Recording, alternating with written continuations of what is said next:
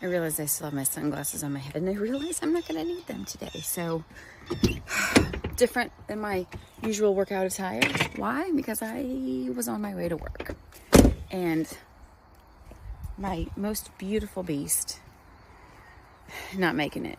So, the boys worked on it over the weekend. My weekends are different. So the boys worked on it Monday night and Tuesday. They needed to put on a new track bar and change the front tire because the front tire was having some ugly wear spots. So they switched it around and got all put together. Test drove it last night. They thought it was all fine. I get about 2 miles down the road and it's losing fuel pressure. So it's kind of done this before where you push on the gas pedal and it doesn't do anything. Like there's zero response. There's no revving of the engine. There's no nothing. Usually it happens in the first 30 seconds to a minute of driving. And by the time I get out to the highway, I'll show you what gap is right here. And it's done. Then it might sometimes stutter out to the highway, but then usually when I open it up, you can see the phone pole. So right on the other side of these trees, that's the highway. It's that bacon sausagey smell. But I've never had a long-term problem with it. Like I said, it's never done it after we get going. Anyway, today was the day. So of course I texted my boss yesterday because I wanted to make sure she knew, they were trying everything to get it back together. They had to go get a special socket, but if it didn't go back together, just so she know ahead of time, I may not be there today. And then I literally just texted her, "Hey, I'm on my way." And it lost fuel pressure. So, she's big enough that at least she rolls a bit. And I got it off onto a side street, sat there for a little bit and tried to let it come back, and it didn't.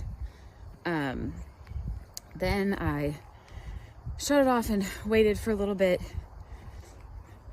to see if maybe it would come back again, like as you first started her, if she needs to kind of build some kind of pressure or something. And I did, and I built enough that I got it turned around and by the stop sign, and then I go to pull out onto the I want to say main road, still a side road. It's actually the road that's down at the very bottom. It's the road that's here.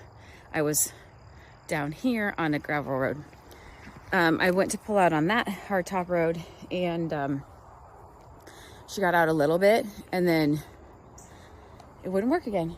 So I backed it back down to the gravel road and sat there for a few minutes.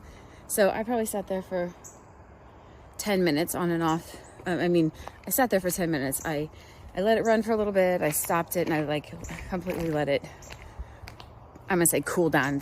She didn't cool down in 5 minutes, but let it go.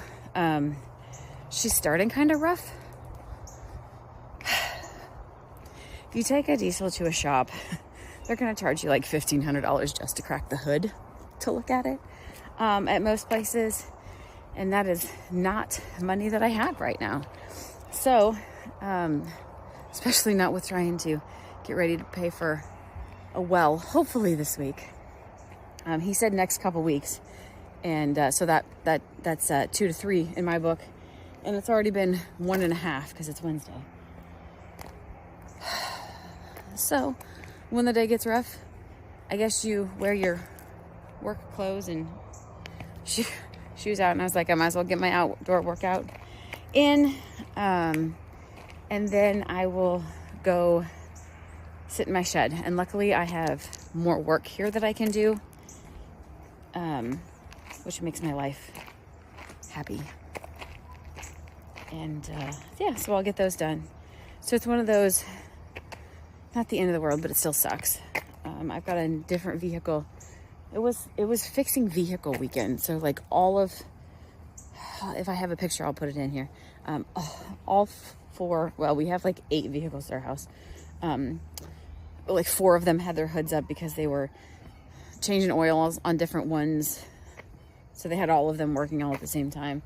And then it just looked sad. Like I told the kids that our house looked like AutoZone because there's always a hood up there.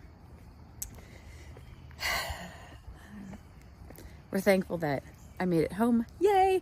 So I left it sit long enough that, anyway, my plan was don't let off. So, I know it's sad because it's a side road and I usually drive like 30 on this side road, which I didn't drive too fast. But I usually kind of coast through the corners. It's a little windy road. And I didn't let off.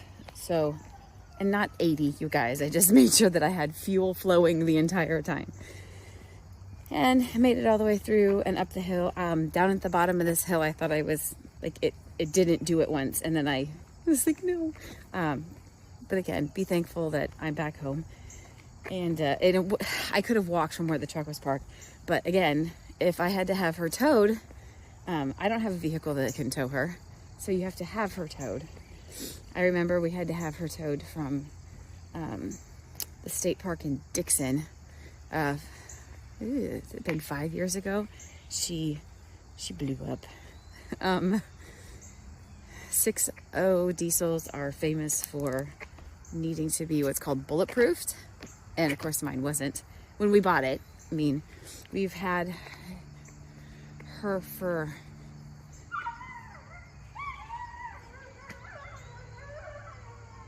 sorry, dogs are staring at each other. I think we've had her for, well, at least 10 years.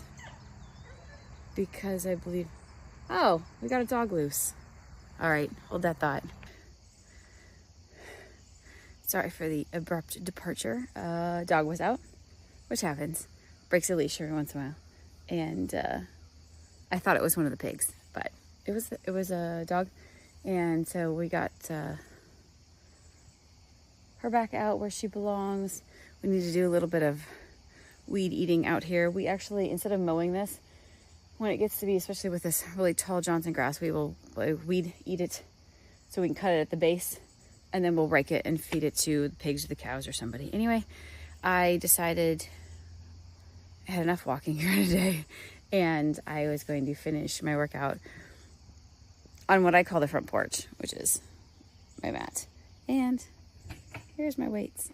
And so we're going to do some arms to finish and finish out the morning, which will be my second workout of the day. Thank God, got it all done. So then all I'll have to do is read, because I drink enough to, we drink a lot anyway, so that's never been quite the challenge. There we go. Day 69 finished, or halfway finished.